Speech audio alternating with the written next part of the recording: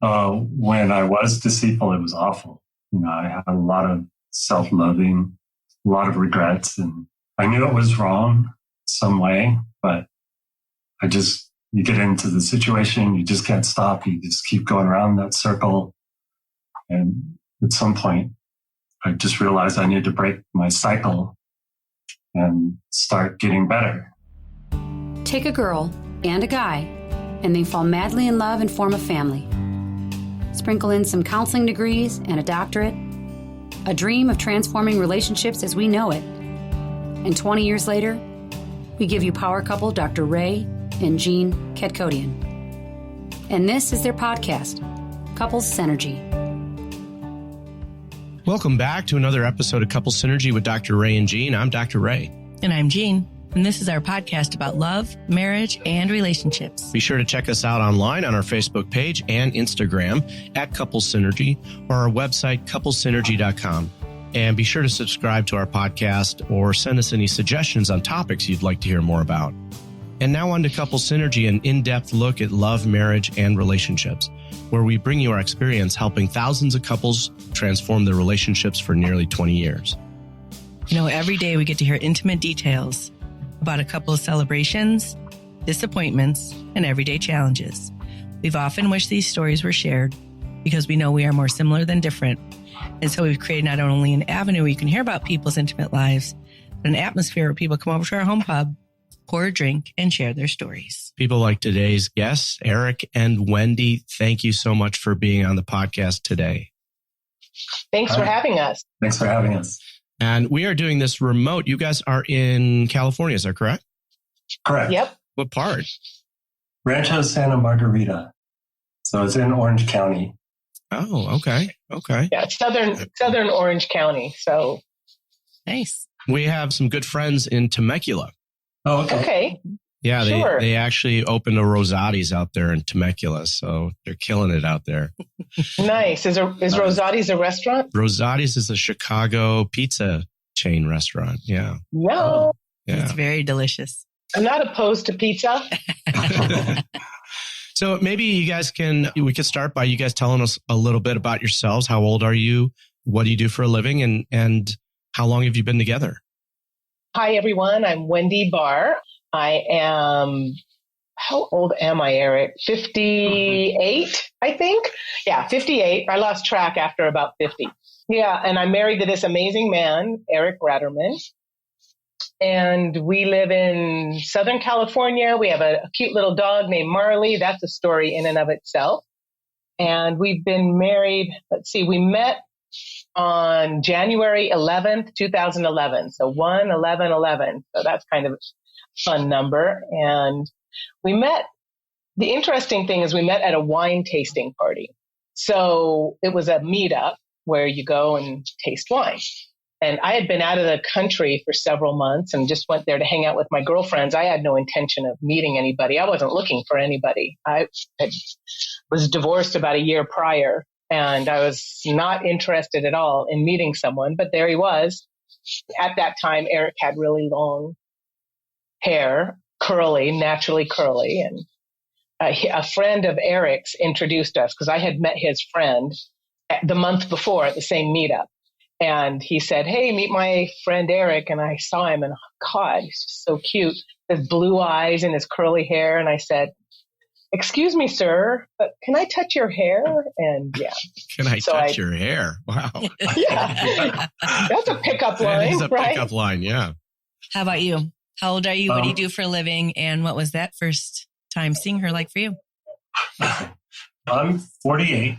And I work in the technology industry. I'm a Python developer, and I work for a company based in Denver, where we're both from. And that's actually where we met, was we were both living in Denver. Both of us are born and raised in Denver. We've only moved out here, 4 years, a little over 4 years now. My friend asked me to this wine tasting event. And was this an event for singles? Not necessarily. Yeah, but it's not necessarily there's couples there. So it's more about the wine. It's more about meeting people, yeah, just friends or whatever. And what was your first impression of Wendy? Well, I have a preference for redheads, and she was, redhead, curly hair. And the moment she touched my hair, I think I fell in love. Oh. Was it that quick for you too, Wendy? I knew he was something special for sure. Absolutely. Like I said, I was recently divorced, so I was a little, standoffish, but he was super cute. And I came home and called one of my girlfriends and I said, yes, but he has no fashion sense. He's wearing Chucks. And she said, Wendy, that's very fashionable. Where have you been? He must be really cool. And I said, you mean that's cool? And she said, yeah, it's really cool. I said, oh, cool. I gotta get to know this guy. And Eric is 10 years younger than me. I was a little nervous about that piece. What were you nervous about? I think probably, that it wouldn't be long lasting. And I really just didn't want to waste my time. Mm-hmm. I do fine on my own. I didn't feel like I needed somebody in my life. But of course, I hadn't met Eric, who is my everything. And I've never met a man like Eric that's so caring and so nurturing. And every day his focus is on making me happy. I've never met a guy like that. So I had no idea what I was missing. Was age ever an issue for you, Eric? No, actually, it wasn't. Obviously, there's a difference, but I just figured, age is a number. And as long as we get along really well, which we do, and we hardly ever argue or anything, it doesn't necessarily matter. Plus, I'm very immature. Yeah. Gene and I, we're 6 years apart. I'm 6 years younger. And I think some of the differences we've seen is just in music taste, right? Yeah, that's probably the biggest one. Right. Well, that's what's funny. We have the same music taste. We go to concerts. We both like rock and roll. And we go to concerts. And that was one of our first dates. I think we went and we saw Linkin Park. Yeah, that was really fun. Went to Avs game. We were pretty inseparable right from the beginning, but we definitely had some challenges. Our biggest challenge was after a few dates, I realized that Eric was an alcoholic. And he was drinking alcoholic. So he hadn't really come to terms with it quite yet. And again, we met at a wine tasting meetup, right? So that was probably our very first and one of our biggest challenges. Because at my age, at that point, late 40s, I didn't really want to go down that path, and I didn't want to fix anybody. It wasn't my responsibility, and I realized that. And so I basically told Eric, I'm not interested. I'm sorry, I'm not going to do this. Eric, did you consider yourself an alcoholic, or was she seeing things that just made her uncomfortable? Oh, yeah, I definitely knew. As you'll see from my bio, I spent 20 years as a chef in the restaurant business, which is really hard. Alcohol and drugs are rampant. Actually, one of my restaurants sent me to rehab already. So then I relapsed, of course. And then, I knew that it was time for me to stop. I just couldn't. I needed something to look forward to. So this is fairly early on in your relationship where this is a primary issue. Yeah, it's probably within the first 3 months. So I already, you asked me if I knew. Well, I knew I really cared a lot about Eric. And so I was already fairly invested even in the first 3 months. So I said to Eric, I'm not going to do this. Listen, we can be friends. Happy to be here for you, but I'm not going to help you through this. And I said, I'm going to leave. So I left and I went to Hawaii for a month.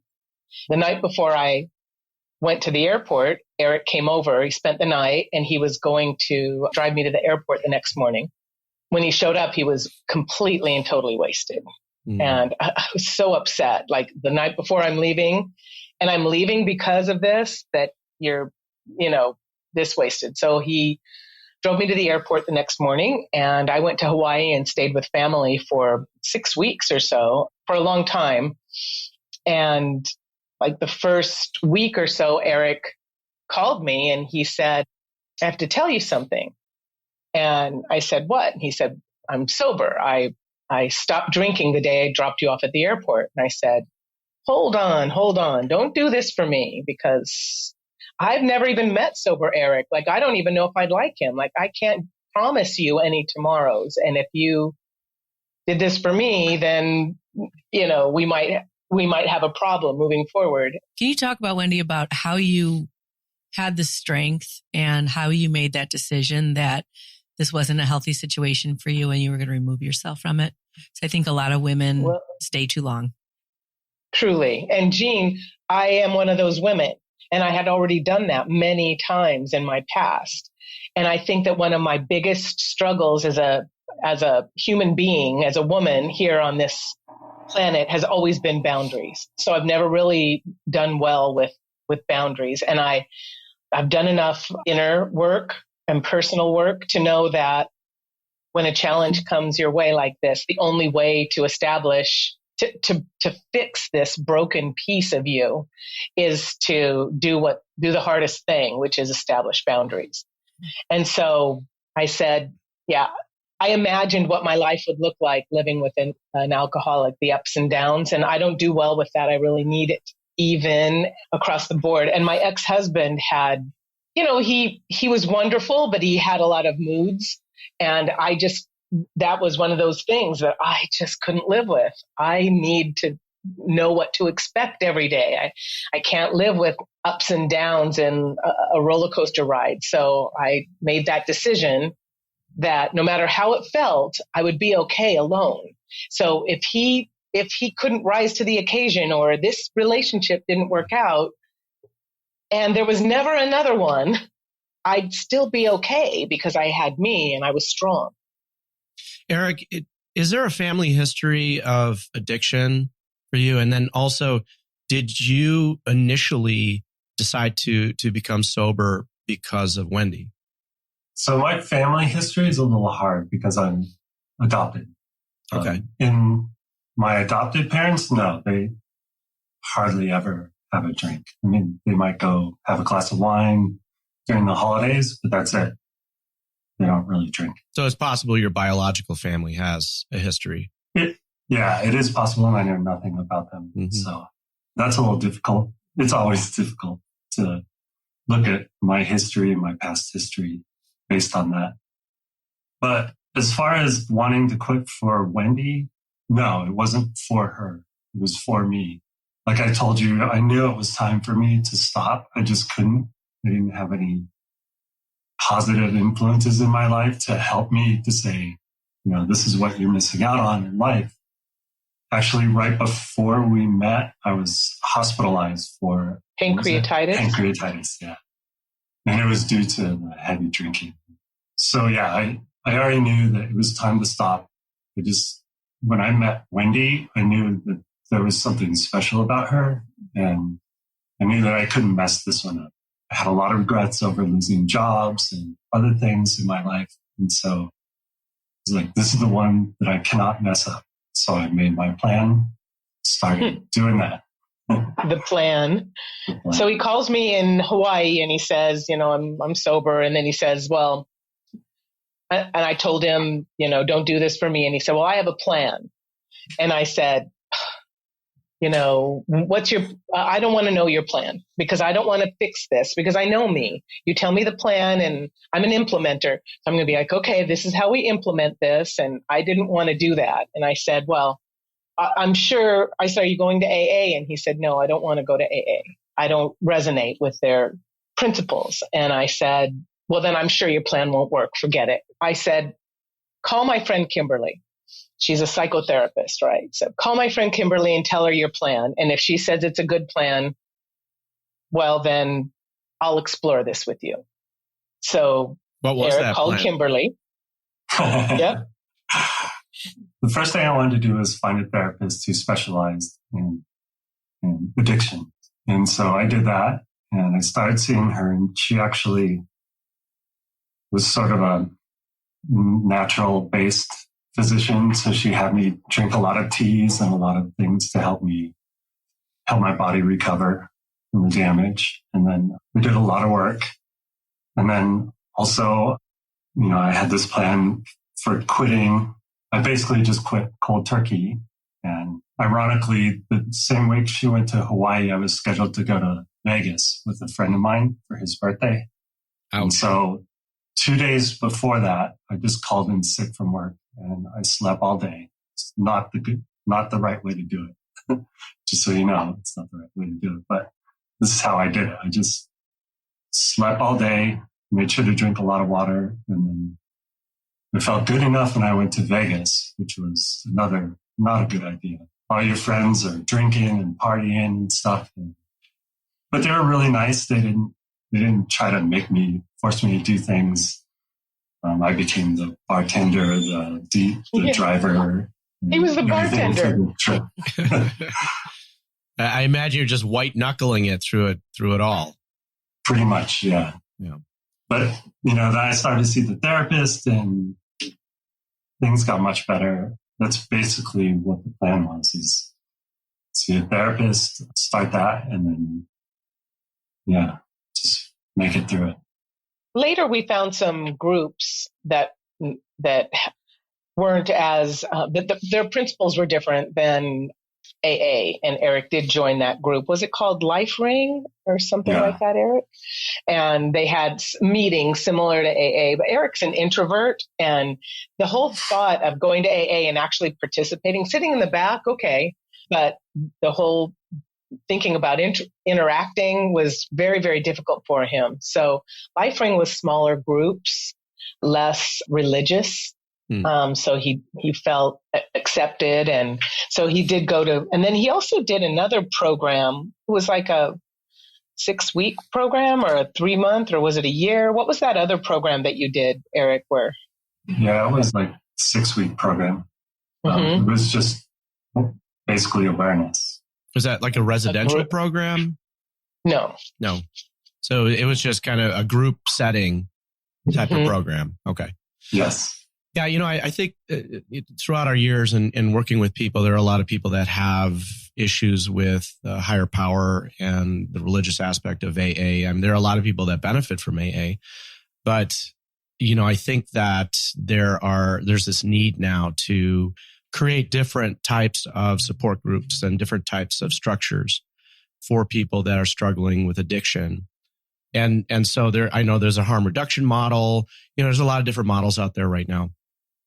But I think I always encourage people to find a group that fits for them. Right? Yes. Mm-hmm. Well, Eric's a rock star. I watched him do this. He made chocolate shakes with dried mushroom powder, and he drank all these teas and licorice and all these.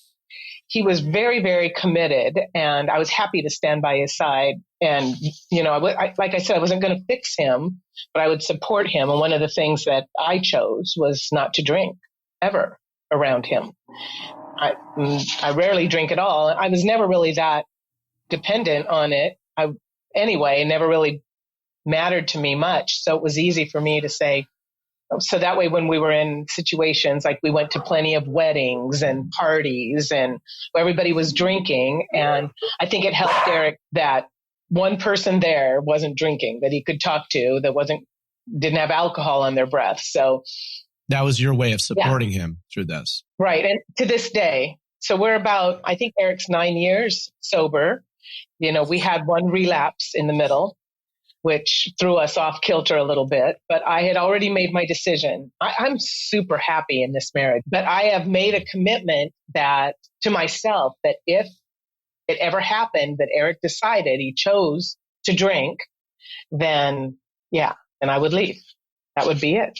That was the decision I made. No matter how invested I am in this, if he decides to choose his other girlfriend over me, and that's always what I tell him. If you choose her, that's okay, because that's a big commitment to her, and it's all consuming, and you wouldn't have time for me. So if that's the case, then I'm out. And that's not a threat to Eric, because he can make that choice. That's fine. It's his choice, but I get to make my choice too. And my choice is not to live with an alcoholic that's drinking. So how soon after returning from Hawaii and him starting on his recovery program did you guys resume your relationship? Oh, immediately. Immediately. Okay. Yeah. We talked a lot on the phone while I was in Hawaii. And then when I got back, Eric picked me up from the airport and Eric made me an incredible meal.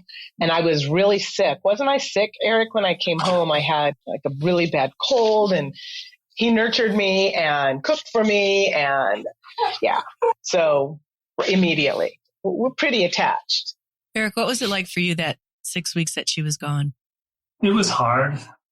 Not only was I struggling on, the alcohol piece, but also her not being around for a while. But I just focused on what I needed to do to get better, and my work, I just made it through it. We talked every day, so that helped. And what's the story with the relapse? That was 2-3 years. Into it. Into it. Yeah, into it.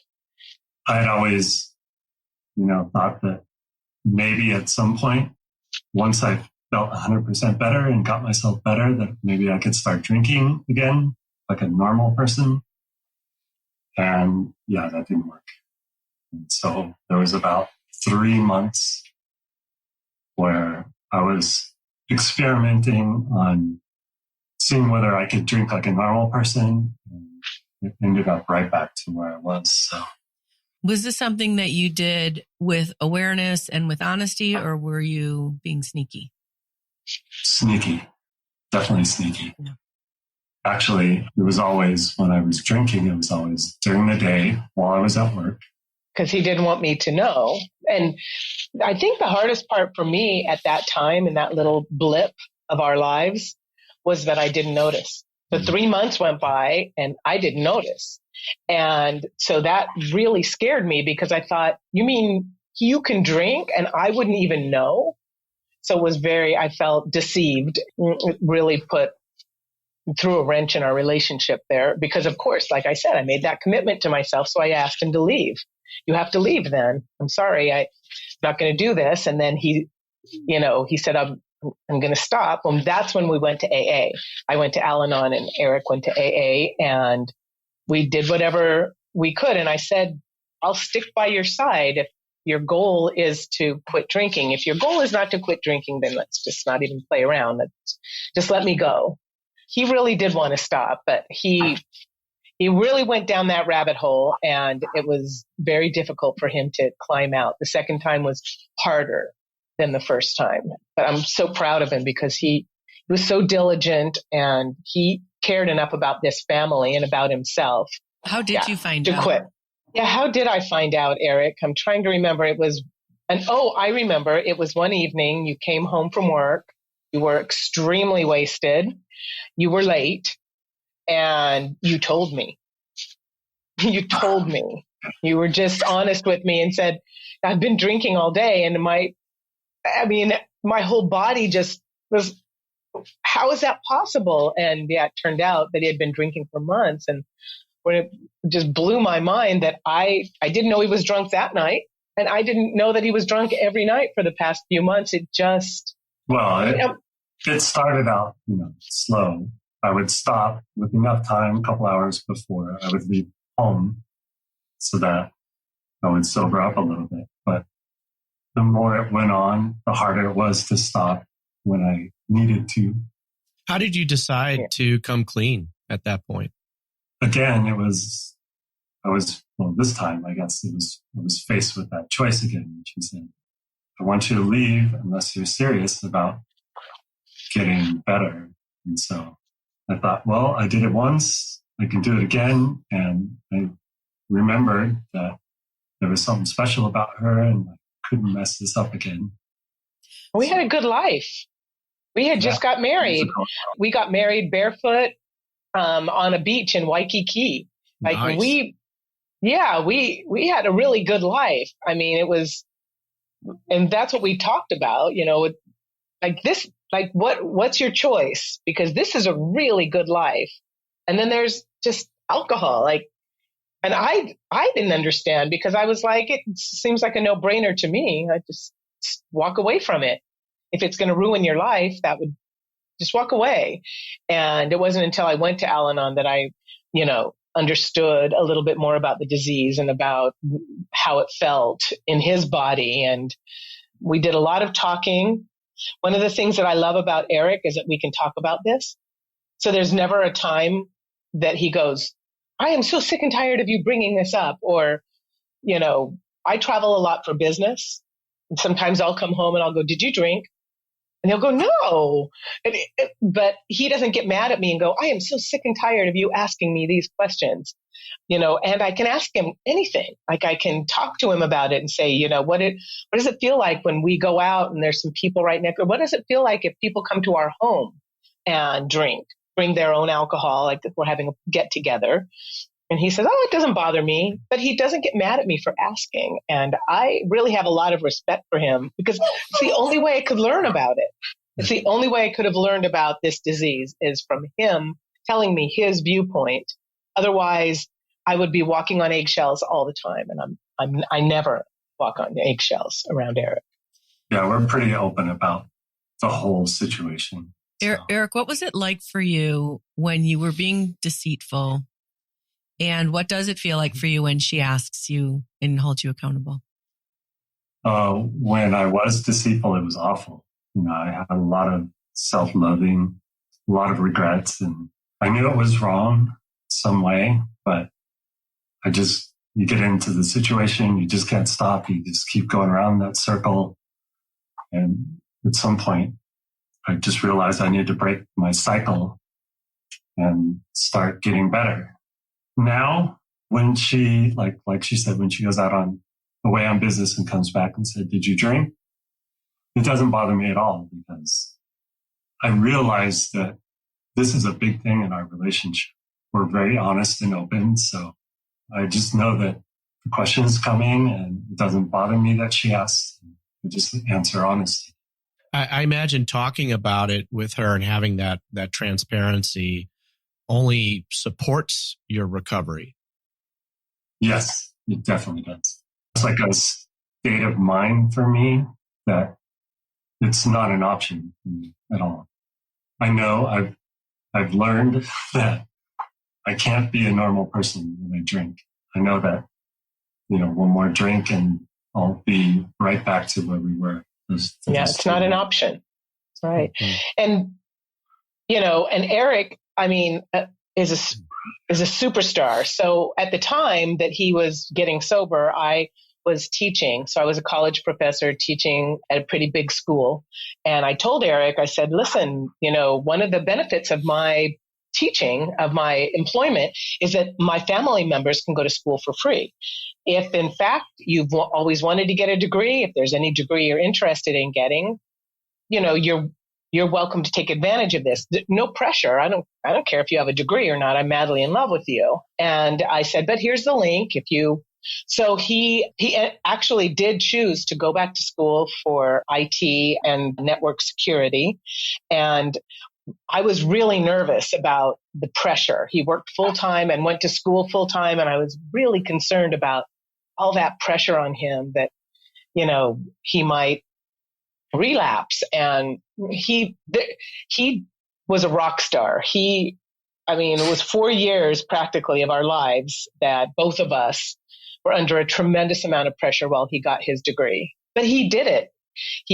And he did it sober. And I'm extremely proud of him. And then shortly after that, I lost my job, actually towards the tail end of his degree. Matter of fact, we had to pay for the last class because I was laid off because the school was, really struggling.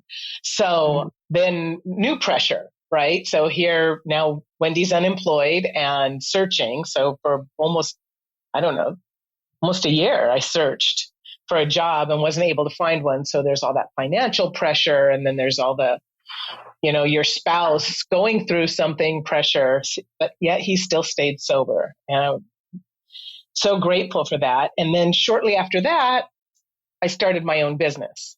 So brand new pressure, right? Because I started my own business and there was still all that financial pressure. And then there was all the pressure that I was under to succeed and achieve. But he is my rock. He has stood by my side. And every time I said, listen, I'll just go be a barista at Starbucks. We don't need this pressure. Well, here I am with a master's degree and I couldn't find a job. I had 17 years as a college professor, yet I couldn't find a job. Then starting a business, there's a curve.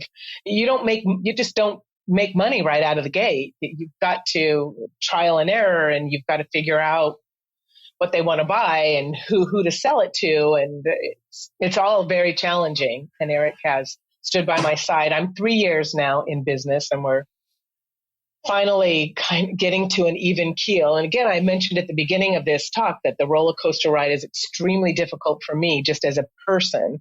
And so that's what a new business is, a roller coaster ride. It didn't set well with me, but yet Eric stood right by my side. So, what was it about each other that you fell in love with? Everything. She's just the most amazing woman that I've ever met. She's kind, she's caring, very nurturing. I've just never been around anyone like that before, let alone dated anyone. He's the same way.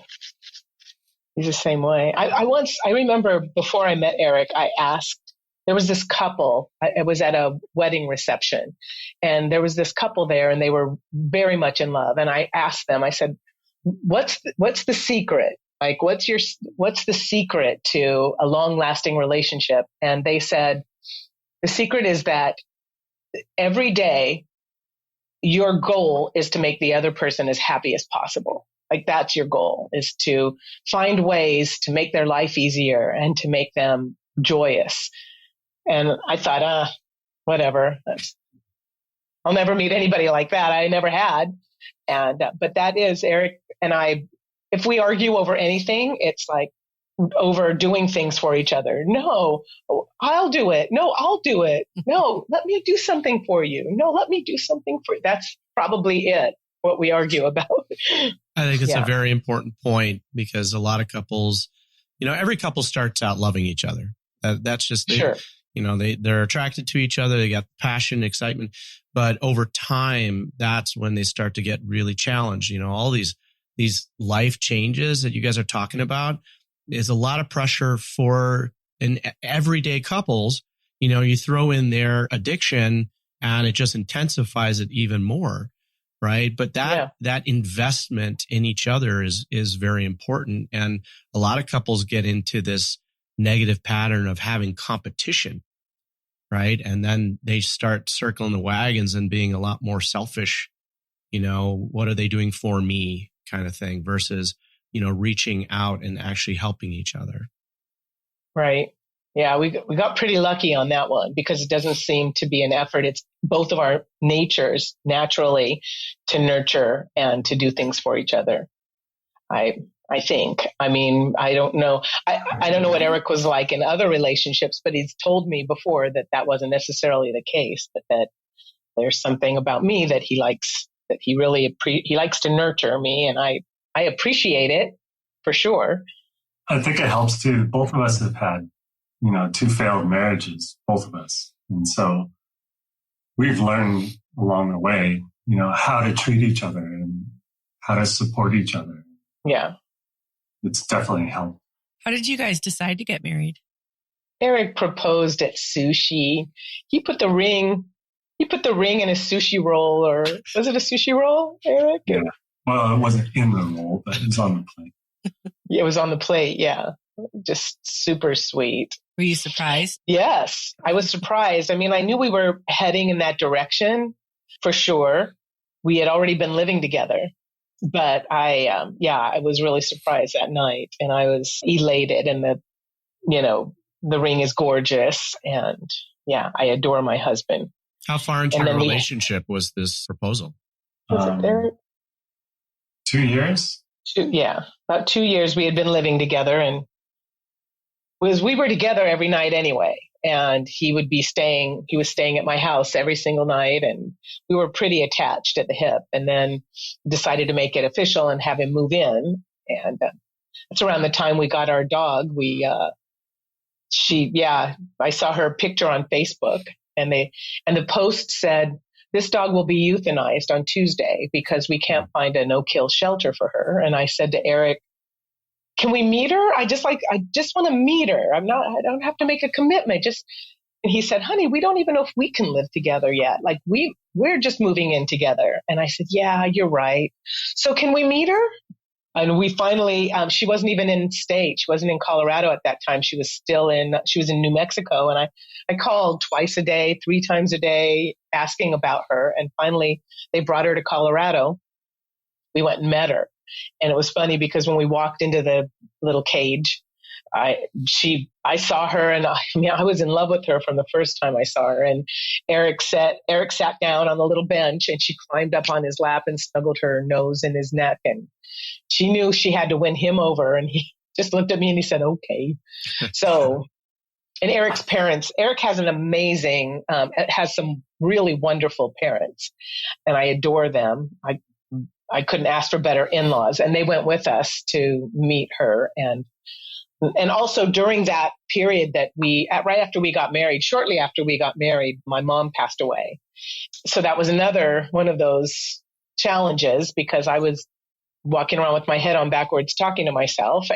But Eric's parents have really stepped in and act like they're my parents as well. So I really got lucky. I got a whole family. And to this day, Eric's mother calls me on Mother's Day. She calls me on my mother's birthday. She calls me on the day my mother died. She never misses a beat as far as when I might need some emotional support. She's absolutely the most amazing woman. And the same thing with Eric's dad. He's exactly what you would think a dad should be like. He's just traditional and supportive and warm. He's amazing. So yeah, I lucked out. Wendy, when I work with women and they end a relationship, I often recommend they go through the 1-year plan, which is, this is the time that you become the person you want to spend the rest of your life with, because you'll never attract someone who wants to spend the rest of their life with you if you don't become that person. And it sounds like you did that. It sounds like there was a period of your life where you really got to know yourself and find those boundaries and expectations for yourself, that you then were able to have that strength in a relationship. Can you talk about that time? Sure, Jean, you hit the nail on the head. So when I divorced my second husband, I was 48-ish and maybe 47. Yeah, that's exactly what I did. I packed up, and of course I went to Hawaii, stayed in Hawaii about 3 months with my family. But I really wasn't enjoying Hawaii. It was my first time in Hawaii. And I really wasn't enjoying it. I was really quite a mess emotionally that this marriage had ended. I'm 48 and another failed marriage. And where did I go wrong? And what's wrong with me? And so I came back, and funny, I had some skin surgery that became infected. I developed a staph infection, and my ex-husband had to come over and help me, which felt like total failure. Like I can't live without him, because now he has to come over and fix my wound. And it was winter, and I couldn't go anywhere because it was on my leg. And so I was stuck at home with my feelings and my failures. And I created, I found this website. It's called housecarers.com. And I went in there and I built a profile. And basically you can travel somewhere and take care of somebody's animals or water their plants or whatever and stay in their house. And I got this house sitting gig in Greece. And so I packed up and I went to Greece. I stayed 3 months in Europe because I was an online college professor. So I had my laptop, I just packed up and I went to Europe, and I was in Italy, and I was in Switzerland, and I was in Greece and Amsterdam, and I traveled around, came back about 3 months later, give or take. And yeah, you're right. I really spent some time I was all alone. I mean, I was dog sitting for these people in this remote little fishing village an hour south of Athens, and nobody spoke English. I really had to be alone with my feelings, and it wasn't easy. There were a lot of tears. There was a lot of confusion, but it was shortly after I returned. When I came back, I left again. So I did Hawaii, then I did Europe, then I went on a cruise with a girlfriend. And it was after that, when I came back from the cruise, that I met Eric. And I said to one of my girlfriends, do you think I'm running away from my problems? And she said, no, you're just changing your routine. You're creating a new routine that doesn't include your ex. And that's the fastest way to heal. And interestingly enough, it worked. So when I came back, I was good. I was good to go. I had no intention of meeting anyone, but yet there was Eric with his blue eyes and curly hair, irresistible. And one of the things that we talk about with people when they're nearing the end of a relationship is that if you don't figure out what this person came here to teach you, you're going to recreate it with the next person. And you guys have both been through 2 other marriages. Were they identical? Did you learn from those? What happened with those? Well, for me, my first marriage, I think I was just too young. I wasn't ready. Me too. And we kind of grew apart. So similar to what Wendy did after that marriage ended, I ended up living in Hawaii for about a year. I think I found myself in that living situation. And you found wife number 2. And I found wife number 2. And was that marriage similar or different than the first one? It was much different. It was based a lot on addiction. We were, both drinking and doing drugs and stuff a lot. And so obviously, when she was ready to stop and I wasn't ready to stop, that's what ended that marriage. We had moved back to Colorado for a while, and I got a job as a chef in Northern California. So we had both moved to Northern California. And she was a sommelier and I was a chef. So it's a great area to be in for that business. And then, of course, my alcoholism is what ended that marriage. And so then I moved back to Colorado, got out of the restaurant business, got into technology. And, that's what started me on my road to recovery, even though I was still drinking. Yep. So shortly after that, it was about a year after that we met. So it was like about a year after Eric's marriage number 2 and about a year after my marriage number 2 that we found each other. But Eric he still hadn't stopped drinking yet. So I think. Yeah, but I think I learned what I was meant to learn about myself and the relationships and how to treat people and how to support people. So when I met Wendy, I knew there was something special about her. I had to make it work. And what advice would you guys give to someone that was in the middle of addictions within a relationship? Somebody's not going to want to stop until they're ready. You can't make somebody stop. It just never works out that way. You can try and lead them in the right direction, but until they're ready, they're not going to stop. So that being said, you got to do like Wendy did and draw some boundaries. Yeah.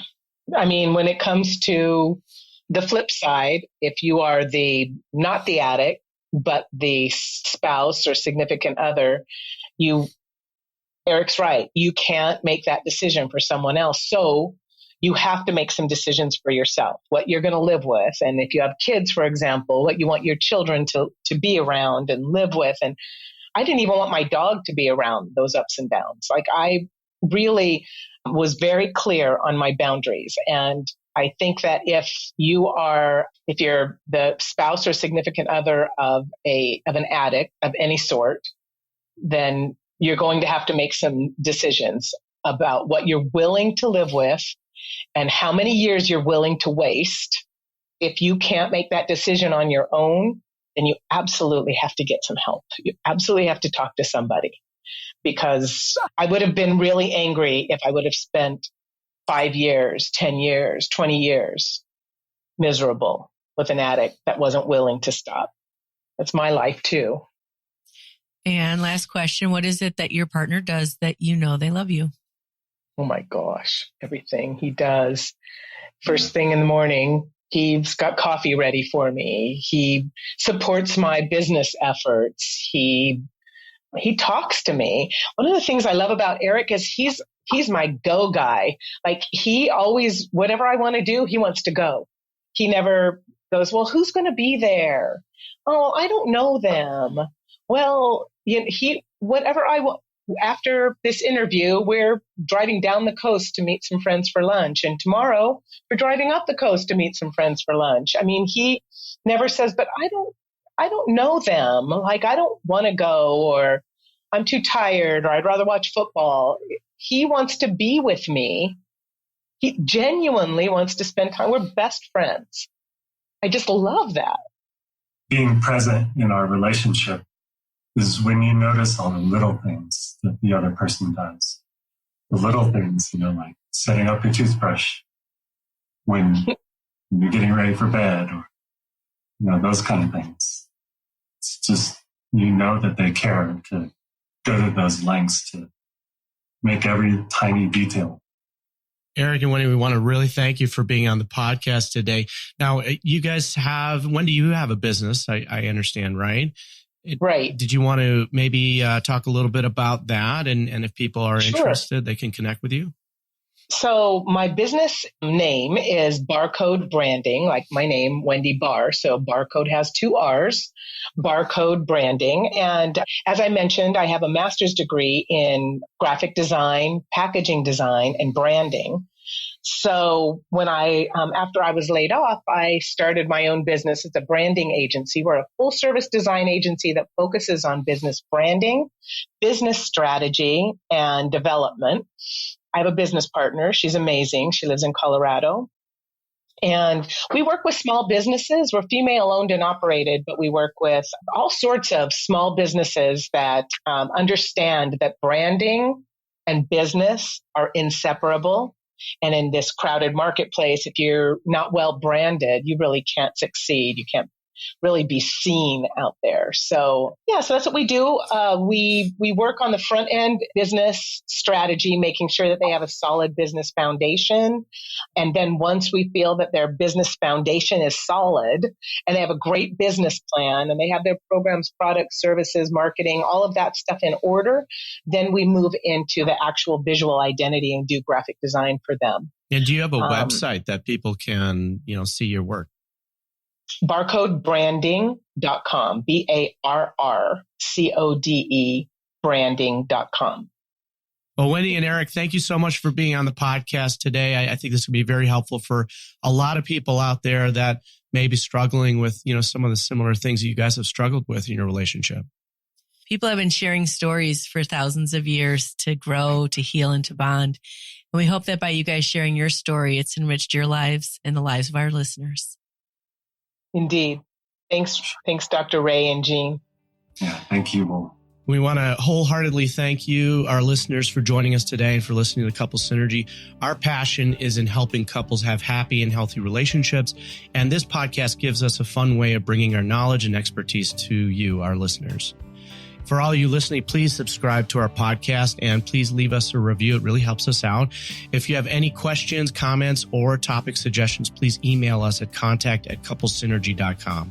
For more information about Couples Synergy and our programs such as Relationship 101, the Couples Weekend Intensive, and our premier program called Couple to Couple, look us up online at couplesynergy.com. And if you know someone who could benefit from this episode, please download it and share it. And thank you for listening. Until next time, synergize your life, synergize your love.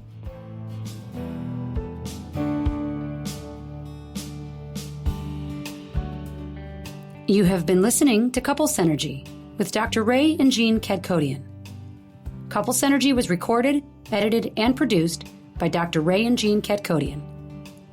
Voiceover and music entitled Breathe and Let Go was recorded and composed by Gina Gonzalez.